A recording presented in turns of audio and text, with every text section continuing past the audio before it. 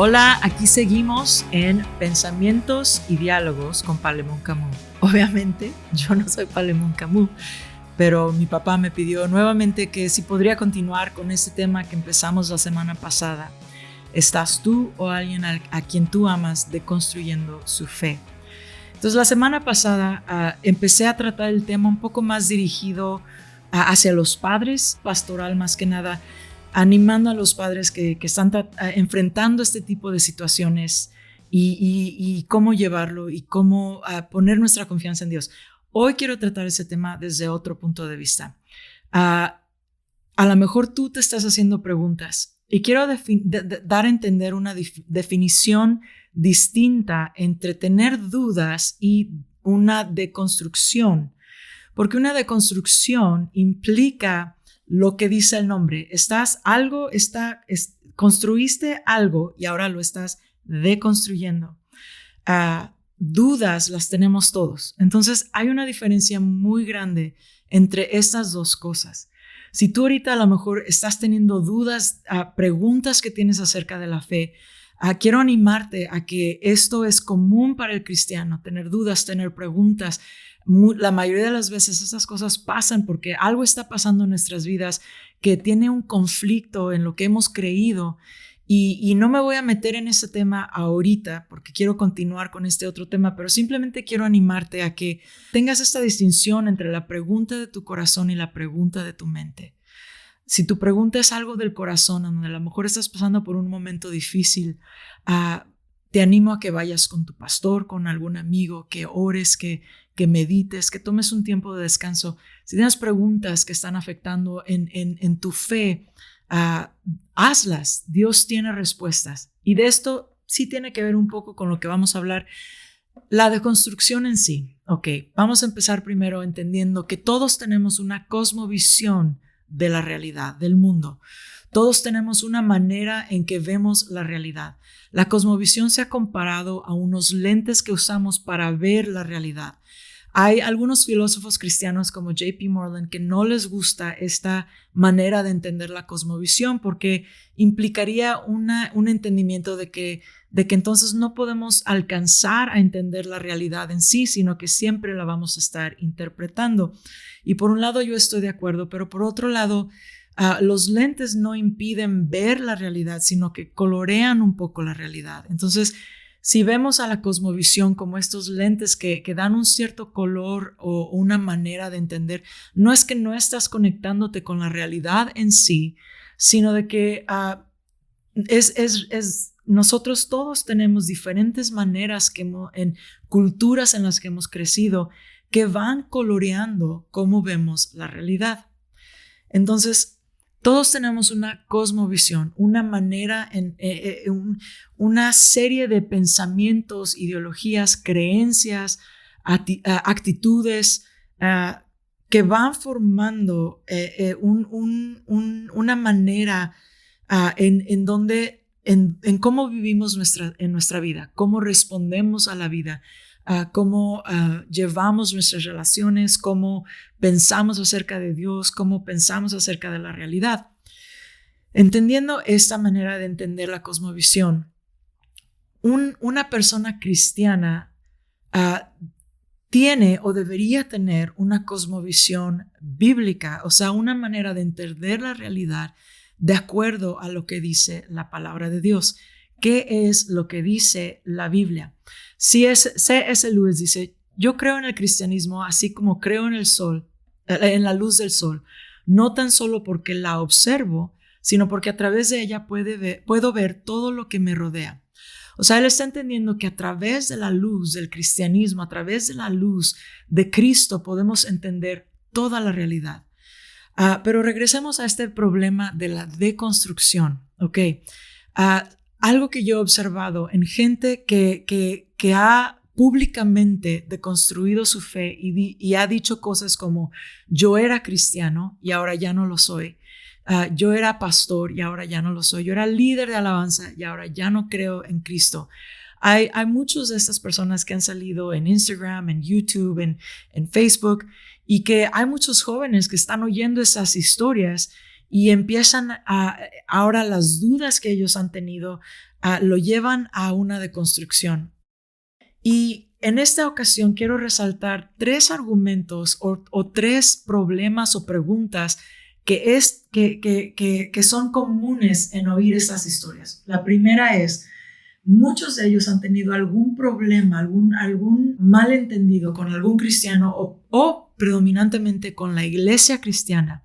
Han tenido experiencias que los han llevado que ha creado una tensión de lo que creen y lo que ven en los cristianos que están alrededor de ellos. Si esto es el cristianismo, yo no quiero ser cristiano. Si estos son los seguidores de Cristo, si este es el cristianismo y veo todo lo que está pasando en la iglesia, entonces yo no quiero ser cristiano. Pero mi pregunta ante estos problemas ¿es la iglesia la totalidad del cristianismo? Yo sé que como iglesia debemos reflejar la verdad de la palabra de Dios, la verdad de lo que se nos enseña en la Biblia. Y en ese punto yo estoy de acuerdo con aquellos que hacen esos retos en contra de la iglesia. La iglesia tiene muchos lugares en donde tenemos que ser mejores. Tenemos que crecer, tenemos que madurar. Hay una frase en la Reforma donde se habla de la iglesia reformada, siempre reformándose. Es un entendimiento de que hasta que llegue Jesús y Él haga y Él ponga todo nuevo, en donde la Biblia dice que cuando Jesús regrese, Él va a llevar este proceso de redención a su punto final, en donde no va a haber más lágrimas. Y ese es otro tema muy grande, pero en este entendimiento sabemos que hasta que Jesús regrese, todos estamos en un mundo caído y vivimos en un mundo en donde no hemos llegado a este lugar de perfección. Entonces la iglesia refleja la realidad de que somos un grupo de personas que estamos en crecimiento, estamos en transición. Y esto no es una excusa, debemos ser mejores, como iglesia, tenemos que crecer y tenemos que madurar.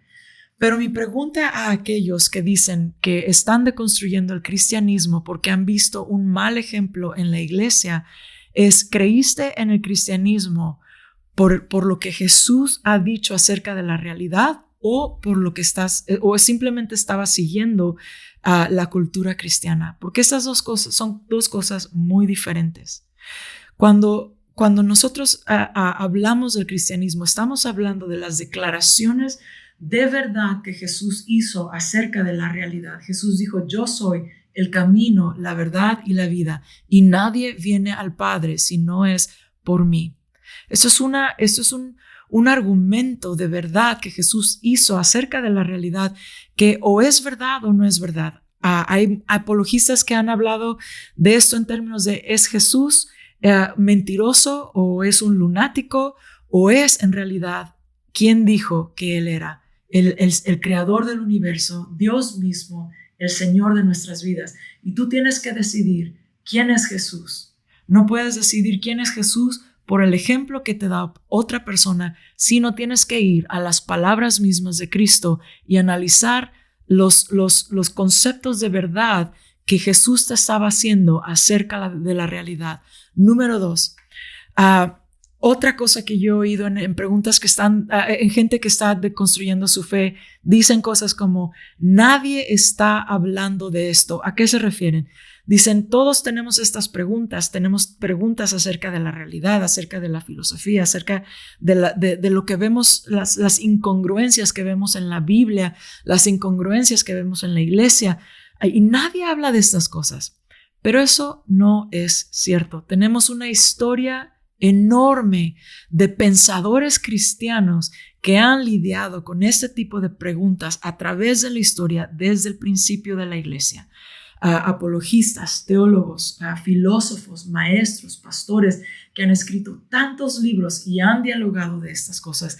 De hecho, en la teología hablamos de que no hay ninguna herejía nueva, sino que todas las herejías se van reciclando y van tomando un lenguaje moderno de acuerdo al momento en que resurge esta herejía. Entonces, todas las preguntas, todas las dudas, todas ya se han preguntado. Una cosa que a mí me sorprendió cuando yo empecé a estudiar teología, filosofía, apologética cristiana, es que las preguntas que yo tenía ya las han hecho muchas otras personas más inteligentes que yo a través de la historia. Y no nada más cristianos, filósofos no cristianos que han hecho estas preguntas. Entonces, lo que empecé a entender es que todos tenemos acceso a la misma evidencia, pero todos respondemos a las preguntas de acuerdo a las presuposiciones en las que vivimos. Y esto vuelve a esta misma idea de la cosmovisión. Si yo tengo una presuposición de que este mundo material es la única realidad que existe y que no hay una realidad trascendente, algo que trasciende a la realidad natural, y si yo empiezo con esa presuposición, nunca voy a encontrar una respuesta que demuestre o dé evidencias a la existencia de Dios, porque ya empecé presumiendo que no hay una mayor realidad que esta realidad natural. Entonces, si en realidad lo que yo quiero hacer es preguntas de la verdad, yo tengo que también analizar mis presuposiciones y ver en realidad qué son las cosas que yo creo. ¿Y será que son las cosas que yo creo las que me están impidiendo ver la verdad de lo que Dios habla en su palabra? Tú tienes que ser honesto contigo mismo y analizar tus propias presuposiciones. Los ateos honestos han dicho de sí mismos que ellos no quieren dar oportunidad a un pie divino entrada en su manera de ver la realidad. Y por eso crean estas realidades en donde no hay una manera de dar entrada a una realidad trascendente. Pero si tú no crees que esta realidad material es la única que existe, o sea, si tú crees que hay algo más allá y no sabes qué es eso, qué es eso, qué es ese espíritu, la conciencia humana, qué es lo que yo siento, la belleza, el amor, que son ideas que no se pueden responder a través de una cosmovisión materialista o naturalista, entonces tienes que hacerte esta pregunta: ¿de dónde vienen esas cosas? ¿Es Dios o no es Dios? Y si no es Dios, entonces ¿de dónde vienen? Continuamos. El tercer argumento, la tercera cosa que yo quiero preguntar es esta, que lleva, de hecho, es continuación de la segunda, pero ¿estás tú siguiendo una cultura cristiana o estás siguiendo una cosmovisión bíblica? Muchos de estos, gente que deconstruye el cristianismo, se enfoca en ciertas doctrinas o ciertas maneras de ver ciertos aspectos de la vida cristiana que causaron algún trauma o que causaron algún dolor o algún problema en su vida, y a través de esta doctrina, esta cultura cristiana, deconstruyen todo el cristianismo. Por ejemplo, no me acuerdo ahorita de su nombre, pero él escribió el libro de la pureza cristiana, I Kissed Dating Goodbye. Él empezó a deconstruir todo esto de la cultura de pureza en el cristianismo. Pero mi pregunta para él es: ¿estás deconstruyendo en realidad el cristianismo en sí? ¿O estás deconstruyendo ideas y doctrinas que a lo mejor ni son lo que Dios está diciendo acerca de esto? Que a lo mejor fueron parte de un ministerio, de una iglesia específica, de una doctrina específica, pero la conversación cristiana teológica es mucho más amplia que eso, y no todo mundo cree lo mismo dentro del cristianismo. Tienes que ir más allá. Me he puesto a leer, por ejemplo, los escritos, creo que lo he mencionado antes, pero los escritos de la iglesia ortodoxa griega, que habla de diferentes formas de entender la salvación, y han añadido entendimiento a mi vida acerca de qué es el cristianismo. Entonces, Estamos a punto de terminar esta conversación y los quiero dejar con preguntas y con cuestiones, con estas preguntas acerca de ¿estás en realidad deconstruyendo la fe cristiana o es que a lo mejor has tenido algún problema con la iglesia? ¿O estás pensando que no existen respuestas razonables a las dudas que tú tienes?